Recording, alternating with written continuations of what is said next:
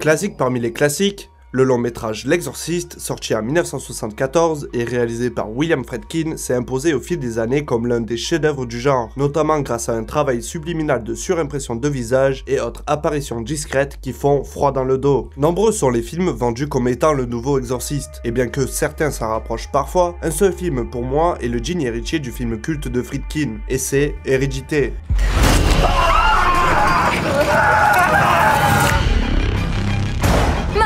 J'aime pas ça, papa, j'aime pas ça. Qu'est-ce qui se passe? Vite!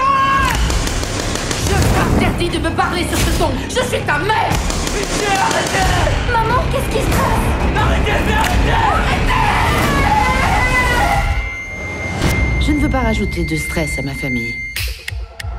Si vous ne l'avez pas vu, foncez, c'est l'histoire d'une famille qui plonge dans la folie durant 2 heures effroyables, c'est un drame poignant surpassé par un revirement de situation qui fait pencher le film petit à petit dans un surnaturel des plus effrayants. Pour appuyer les visuels déroutants et ultra référencés d'Ari Aster, on a droit à une musique envoûtante de Colin Stetson et un sound design exceptionnel de la part de Lewis Goldstein et Tom Ryan de chez Parabolic New York. Je ne rentrerai pas dans le détail sur la musique du film, celle-ci arrive à être à la fois sublime et terrifiante, et c'est un secret que j'ai du mal à déchiffrer n'étant pas musicien. Savant mélange de cordes, instruments avant comme le saxophone et de voix, le score est inoubliable et garantit à la réalisation une efficacité hors du commun. Mais il y a un élément en particulier du score et du sound design qui m'impressionne et qui m'a marqué lors de mon revisionnage. Pendant de longues minutes, un son fonctionnant sur de très basses fréquences, entre 15 et 55 Hz, viennent marteler la poitrine des plus sensibles. Ce son vrombissant, grave et hypnotisant aide vraiment à rentrer dans le film et procure un effet perturbant qui ne s'estompe que très rarement.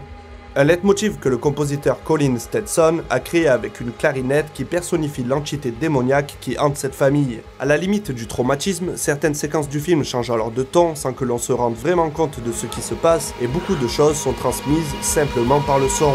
Maman? Qu'est-ce que tu fais?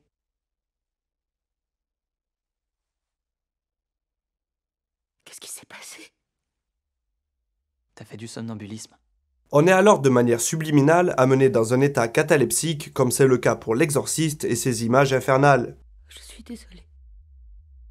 Est-ce que Charlie est là? Pourquoi est-ce que tu as peur de moi? Quoi? J'ai jamais voulu être ta mère. Cette magie vient du fait que le cerveau humain est très réceptif aux ondes et autres infrasons. L'avènement de la pratique de l'ASMR en est une preuve. L'être humain est réceptif à certains sons particuliers et permettent à ceux et celles qui y sont sensibles de pouvoir se détendre, de s'endormir ou tout simplement de se concentrer sur une tâche à la simple écoute de sons plus ou moins bizarres.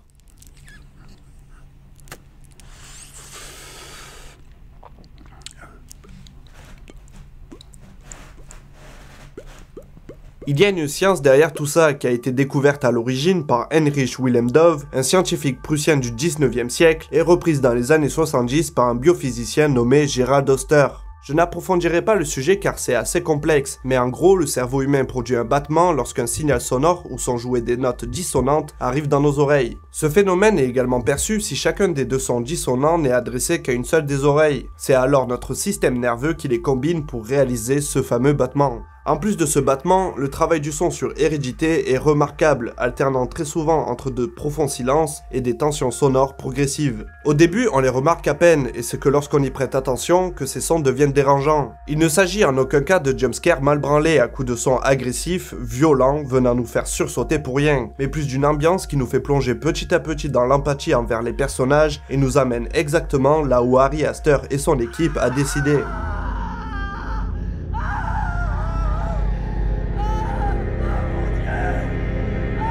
Et tout ce travail m'a amené à me rappeler du logiciel iDozer que j'ai utilisé durant mon adolescence lorsque j'étais en quête d'expériences étranges et hallucinées. Pour ceux et celles qui n'ont pas connu ce logiciel, il s'agissait d'un programme où l'on pouvait acheter des fichiers binauraux reproduisant l'effet de diverses drogues, allant de la marijuana à la cocaïne, en passant par la MDMA et bien d'autres encore.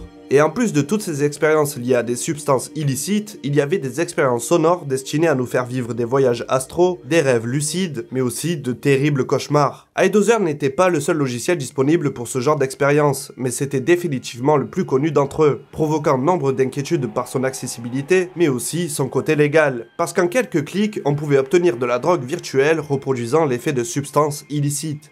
Évidemment, tout ça n'était qu'un prétexte pour vendre des MP3 certes travaillés, mais produisant plus un effet placebo qu'autre chose. Je me rappelle en avoir testé beaucoup, avec plus ou moins de réussite, mais aussi sous un état plus ou moins second. C'était l'époque des premiers pétards, des premières gueules de bois et des soirées nuit blanches entre potes sur des jeux vidéo. J'avais réussi à me procurer les fichiers sur des torrents, et évidemment, beaucoup de mes potes de l'époque étaient passés par l'écoute d'une ou plusieurs doses, avec toujours le même effet, une détente agréable et des effets minimes comme des spasmes musculaires. Une seule dose était pourtant unanimement rejetée, sobrement intitulée Gates of Hades. Elle consistait à des sons dérangeants, souvent aigus et un battement régulier qui s'accélérait. À chaque essai, c'était le même résultat, la personne jetait le casque en l'air en panique, avec parfois une sensation de désorientation. Évidemment, tout cela n'était que subjectif, et avec ce genre de sujet, on tombe vite dans la conspiration, voire dans des théories surnaturelles, comme le fait que le saxophone soit soi-disant un instrument maudit, un sujet approfondi dans The Devil's Horn, un documentaire où l'on peut y voir Colin Stetson entre autres. Mais si vous voulez en savoir plus sur le sujet, je vous mets un tas de liens en description pour éviter de rendre la vidéo indigeste. Bref, je n'ai pu trouver aucune corrélation entre ça et le travail effectué dans Hérédité, mais force est de constater que l'effet est similaire. Une gêne puissante s'installe tout le long du film, et ce n'est que lors du final que le réalisateur et son compositeur nous libèrent avec des sons quasi divins et une sensation de bien-être malgré des images et un dénouement épouvantable.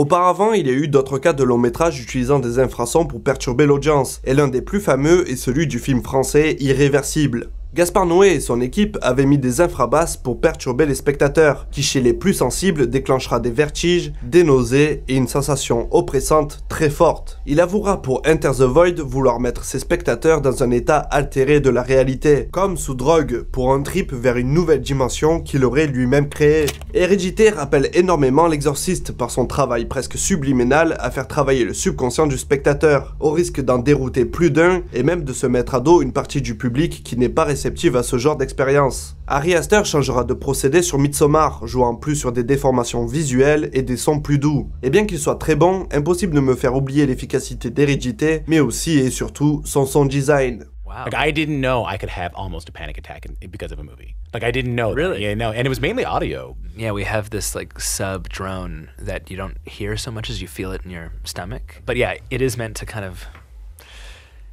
not just get under your skin, but get into your guts. Pour moi, cela relève d'un génie et d'un travail méticuleux pour procurer des émotions choisies précisément par le réalisateur et son équipe. Je trouve ça dingue que l'on puisse faire ce genre d'expérience avec un simple film, car cela joue vraiment avec l'esprit et le corps du spectateur. Tous ces détails provoquent toujours plus l'alchimie spirituelle, mais aussi physique, qui peut émaner de certaines œuvres, mais aussi provoquer des traumatismes à vie. Et si tout ça reste une science qui n'a pas fait encore ses preuves, il reste beaucoup d'expérimentation à faire dans ce domaine pour pousser toujours plus loin les limites du cinéma. C'était Ace Modé, à la prochaine.